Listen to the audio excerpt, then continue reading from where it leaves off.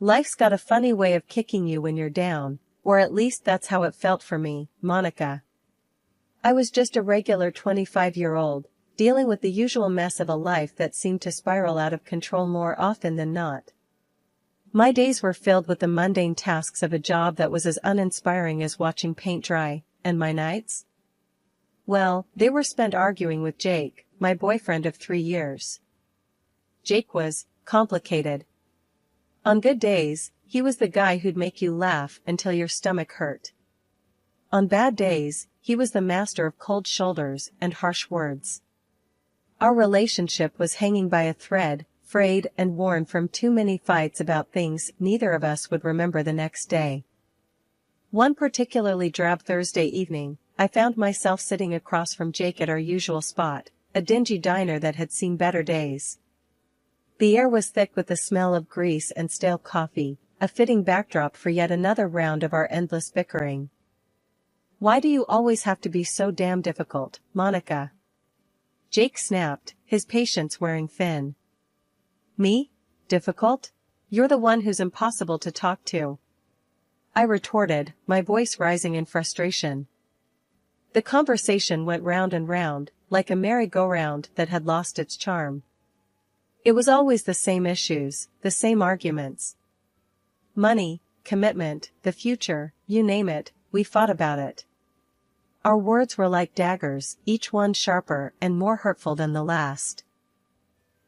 As we left the diner, the cold night air did nothing to cool our tempers. The walk home was silent, each of us stewing in our own anger. The tension was palpable, a thick fog that refused to lift. Once we were back at our cramped apartment, the silence continued. It was as if we had run out of words, the bitterness of our argument leaving us both exhausted and defeated. The only sound was the ticking of the clock, a relentless reminder of the time we were wasting. Lying in bed that night, I couldn't help but wonder where it all went wrong. Was this what the rest of my life would look like? Endless fights with a man who seemed more like a stranger with each passing day. The thought was suffocating, a heavy weight on my chest that made it hard to breathe. It was in that moment of despair that I made a decision. I couldn't live like this anymore. Something had to change. Little did I know, the universe had already set in motion events that would change my life in ways I could never have imagined. But for now, I drifted off to sleep, the storm clouds of my life gathering on the horizon, waiting to burst open. Just when I thought things couldn't get any worse, tragedy struck. My parents and I were involved in a horrific car accident. It happened so fast, one moment we were talking and laughing, the next everything was chaos and pain. When I woke up in the hospital, the world as I knew it had crumbled. My parents were gone, and I was left alone with a damaged spine and legs that wouldn't move. I couldn't see a future for myself. My life, as I knew it, was over. Lying in the sterile white of my hospital room, I was drowning in thoughts that maybe, just maybe, my life as I knew it was done for. The doctors, with their carefully neutral faces, told me that my road to recovery would be long, maybe never-ending. Rehabilitation will be a significant journey, they said, their voices a mix of professional detachment and pity. But what I heard in their silence was a louder, scarier message. They didn't want to give me false hope. It was during one of those countless, blurred days filled with silent despair that Jake walked into my room, his parents trailing behind him. They had that look people get when they're trying to be strong for someone else, their smiles a bit too tight, eyes a tad too bright. Jake came to the side of my bed, and for a moment, he just looked at me. I saw something in his eyes then, a determination I hadn't noticed before. It scared me a bit, that intensity, because what could he possibly say to make this situation any less of a nightmare? "Monica," he began, and his voice cracked like he was fighting back emotions too big for him. "I know this is probably the worst timing, and I know you're going through hell right now. But I can't pretend anymore. I can't act like what I feel for you isn't the most real thing I've ever felt in my life." His words hung in the air, heavy and unexpected. Then, before I could even process what he was saying, Jake did something completely crazy. He got down on one knee right there on the cold, hard floor of my hospital room. "I love you, Monica. I love you more than I've ever loved anything or anyone in my life. Marry me. Let me take care of you. Let me be the one by your side, through all of this and whatever comes next." His parents, standing just a little behind him, had tears in their eyes. His mom, wiping her eyes with the back of her hand, nodded at me, as if encouraging me to say yes. His dad, a man of few words, just placed a supportive hand on Jake's shoulder, a silent show of approval. I was speechless, my mind a whirlwind of emotions. Fear, love, uncertainty, hope, they all battled within me. But looking into Jake's eyes, seeing the raw honesty there, something in me just unlocked. "Yes," I whispered, the word barely audible. "Yes, I'll marry you." The relief and joy on Jake's face were like a sunrise after the darkest night. His parents came closer, both of them assuring me, "We're going to take care of you, dear, as if you were our own daughter. Your family now." The wedding itself was nothing like I had ever imagined my wedding would be. It was small, intimate, with only the closest of our relatives and friends. I was in my wheelchair, feeling a mix of exhaustion and happiness, a bizarre cocktail of emotions. But when I saw the faces of those who came, saw their genuine smiles and teary eyes, I knew this was right. This was real.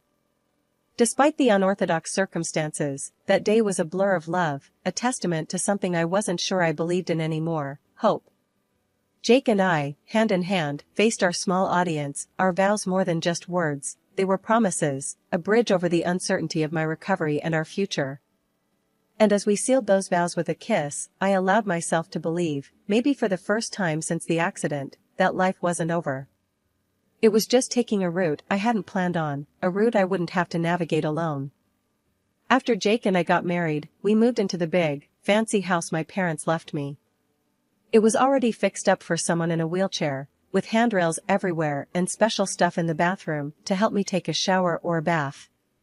At first, Jake seemed all caring and helpful, like he was really gonna stand by me through thick and thin. But that changed faster than I expected.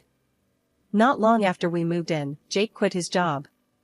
He said it was 'cause he needed to take care of me, but honestly, I wasn't seeing much of this so-called care. His excuse was that we didn't need to worry about money 'cause of the inheritance I got from my parents. According to him, that meant he didn't need to work anymore. But here's the kicker, I ended up doing most stuff by myself. Cooking, trying to clean up as best as I could, struggling to take a bath, it was all on me. Meanwhile, Jake spent his days glued to his computer screen, playing games, or hanging out with his buddies at some bar. He'd come home late, usually drunk, and then he'd start on me, calling me a burden and whatnot. It wasn't just Jake either. His parents, who used to be all sweet and caring before we got married, flipped a switch too. They'd come over, and I'd catch them giving me these looks of disgust when they thought I wasn't paying attention. It was like they saw me as some kind of mistake their son had made. One day, I had enough and confronted Jake about it. I was struggling to make a simple meal in the kitchen, and he just waltzed in, looking for something to snack on.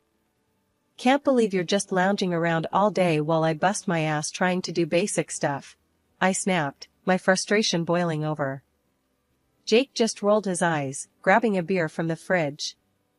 "Oh, come on, Monica. You act like you're the only one who's got it tough. I gave up my job for you, remember?" "Gave up your job? Please, you've made that into some kind of noble sacrifice. All you do is mess around all day while I'm stuck dealing with all of this." I gestured around the kitchen, my voice cracking with emotion. "And what's that supposed to mean? You think I enjoy having no life outside of this house? You think I like seeing you like this?" His voice was getting louder, more aggressive. "Having no life? You're out every other night, Jake.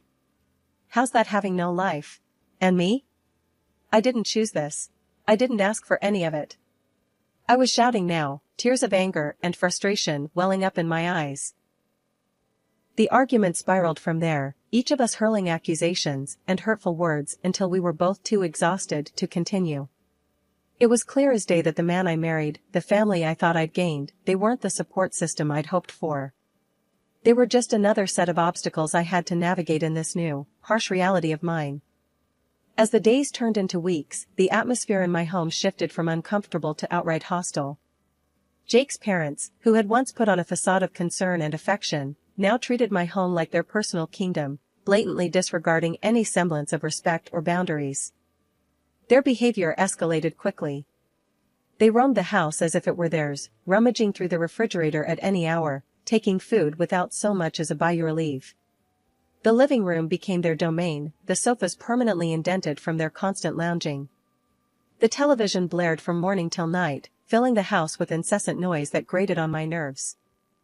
I remember one afternoon, trying to catch a moment of peace, I asked them, yet again, to lower the volume. "Could you please turn down the TV? I'm trying to rest, and it's really loud," I pleaded, my voice laced with frustration. My mother-in-law, without so much as glancing my way, waved dismissively and replied, "Oh, stop fussing. The volume's fine. You're just too sensitive." Their audacity left me fuming, but nothing prepared me for the discovery I made one quiet morning. I decided to sort through my mother's jewelry, seeking a small connection to her, a moment of solace amidst the chaos. As I opened the cherished casket, my heart sank. The pearl beads, a precious keepsake from my mom, were gone. The shock of their absence was quickly overshadowed by anger when, later that day, I saw the missing beads adorning my mother-in-law's neck. I confronted her, my voice shaking with a mix of rage and disbelief. "Those are my mother's pearls. How did they end up with you?" She feigned confusion, a poorly masked look of guilt quickly passing over her face, before she retorted, "Your mother's? Don't be ridiculous. These have been mine for years. You should be ashamed, accusing me of such nonsense." Her words stung, but they also solidified my growing suspicions about the kind of people I was dealing with. My discomfort turned to vigilance, and it wasn't long before I noticed other items missing: paintings that once graced our walls, expensive dishes that were part of my family's collection. Each disappearance chipped away at my sense of security, leaving me feeling more isolated and betrayed. The final straw came when I caught a glimpse of my mother-in-law one evening, sneaking out with a large, bulging black bag. Her hurried pace and the way she glanced around, thinking she was unnoticed, spoke volumes. I couldn't stay silent any longer. Confronting her the next day, I demanded, "What was in that bag you took out last night? More of my things? More of my parents' memories you decided you're entitled to?" Her reaction was a mix of defensiveness and guilt. "You got it all wrong," she stammered, avoiding my gaze. "I was just taking some things to donate." "Your accusations are hurtful and unwarranted." But her words rang hollow. The evidence was too damning, the pattern too clear. I was living with vultures, picking over the remains of my past life, my family's legacy. The realization was a bitter pill to swallow, leaving me to wonder how I could ever have thought these people were my family. Lily, my beacon in the fog of deceit surrounding me, was more than just a friend at this point. She was my ally in a house that felt more like enemy territory with each passing day. During one of her routine visits for my massage therapy, which had become one of my few solaces, I finally broke down and shared my darkest suspicions about Jake and his parents. The weight of my words hung heavy in the air, thick with betrayal and fear. Lily's response was immediate, a mix of outrage and practicality. "Monica, we need solid proof. How about we plant some bugs in the house? Catch them red-handed?" Her suggestion, radical as it seemed, was a lifeline. Desperation had a way of making the unthinkable suddenly seem like the only option. So, we did just that. Lily expertly placed tiny recording devices in strategic locations around the house, her movements swift and unseen. The anticipation was torture, waiting for the right moment to listen to the recordings. When we finally sat down to review them, the sense of betrayal I felt was suffocating. Jake and his parents' voices filled the room, their words a testament to their greed and callousness. Jake's voice was the first to cut through the silence. "Once Monica is out of the picture, in that institution, everything here is ours. We'll live like kings." His mother's laughter was a chilling soundtrack to their scheming. That jewelry sale was just the start. We'd barely scratched the surface of what we can make off her inheritance. And his father, always the quiet one, surprised me the most. Keep it down. We don't want her getting wind of this before everything's in place. But yeah, the sooner she's gone, the better. Lily and I exchanged a look of horror. The reality of my situation was worse than I had imagined. They weren't just stealing from me, they were planning to dispose of me, to erase me from my own life. I can't believe this. How could they be so cruel? My voice was barely above a whisper, the hurt and disbelief rendering me almost speechless. Lily, ever my protector, squeezed my hand tighter. We won't let them get away with this, Monica. You're not alone in this fight. But the question of what to do next was daunting. Confrontation seemed too dangerous, given their plans for me. I need to be smart, I said, the gears in my mind turning. They think they're playing me, but now we've got them. I need a plan, something to turn this all back on them. Lily nodded, her determination mirroring my own. We'll figure this out, together. They picked the wrong woman to mess with.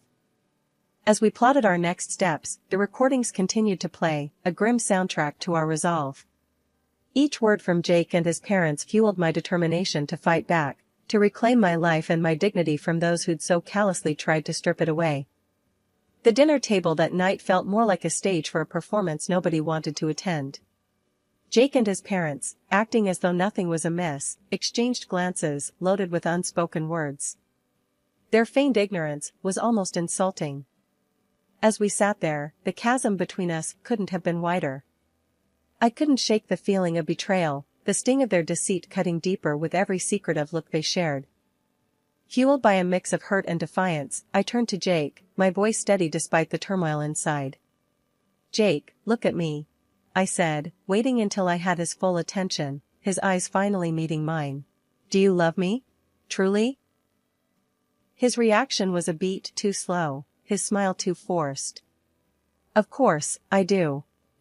You're my wife, he replied, the words sounding rehearsed, empty. That smile, meant to reassure, only served to confirm my suspicions. I smiled back, a hollow mimicry of his, a silent acknowledgement of the lies that hung between us. Waking up to find the ramps gone was like waking up to a nightmare. The realization hit me hard, without them, I was trapped, even more dependent on the very people who sought to control me. I confronted them at breakfast, my frustration boiling over. Why would you remove the ramps? How am I supposed to move around now? I demanded, my voice echoing in the suddenly quiet room. It's for your safety, dear, my mother-in-law cooed, her concern as fake as the pearls she claimed were hers.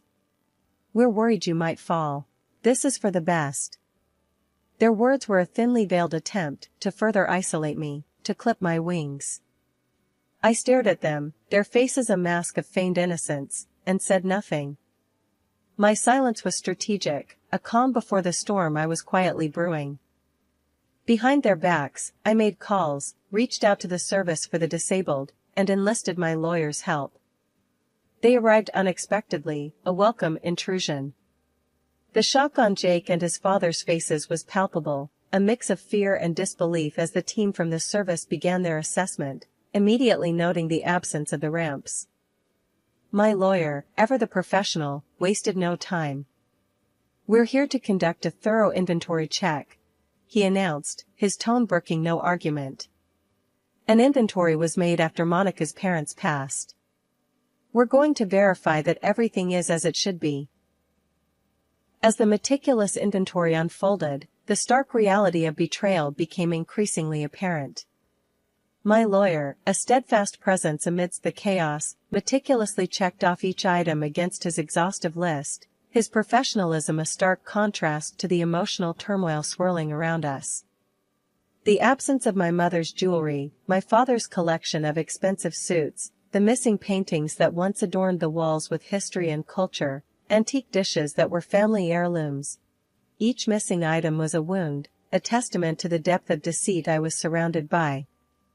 The in-laws, once so adept at weaving a facade of concern and familial warmth, found themselves cornered by the irrefutable evidence of their greed. Their initial shock quickly gave way to a desperate attempt at salvaging whatever they could from the situation.